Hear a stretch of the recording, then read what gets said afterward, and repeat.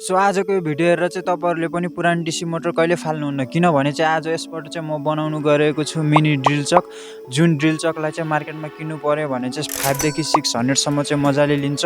र यदि तपाईँहरूसँग पनि पुरानो डिसी मोटर छ भने चाहिँ आजको यो भिडियो हेरेर चाहिँ तपाईँहरूले झन् फ्रीमै बनाउन सक्नुहुन्छ ड्रिल चक।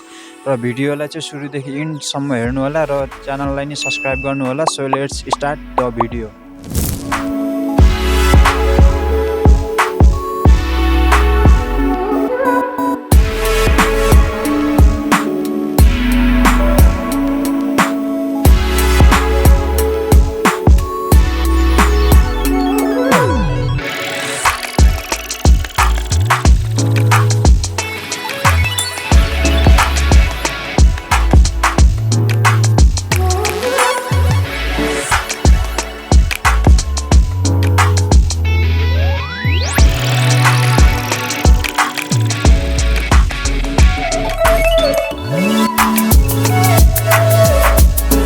सो फाइनली हाम्रो ड्रिल चक चाहिँ रेडी भइसक्यो, देख्न सक्नुहुन्छ है। तपाईँहरूले सोच्नुभयो होला यो कस्तो खालको ड्रिल चक भनेर।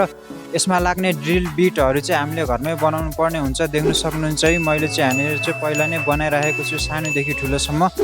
तपाईँहरूले पनि हो यस्तै गरेर चाहिँ बनाउनु होला। र अब चाहिँ यसले काम गर्छ कि गर्दैन अब यसको टेस्ट गरेर हेरौँ है त। सबैभन्दा पहिला सानो ड्रिल बिट राखेर ड्रिल गरेँ, रिजल्ट हेर्दा एकदम राम्रोसँग होल भयो। अब अलि ठुलो ड्रिल बिट राखेर फेरि ड्रिल गरेँ, यो पनि राम्रोसँग होल भएको थियो। तर मोटरको पावर अलिक कम भएको कारणले बेला बेलामा मोटर अड्केको थियो। तर त्यो बाहेक यो होममेड ड्रिल चकले एक्सपेक्टेड भन्दा राम्रो पर्फर्मेन्स दिएको छ।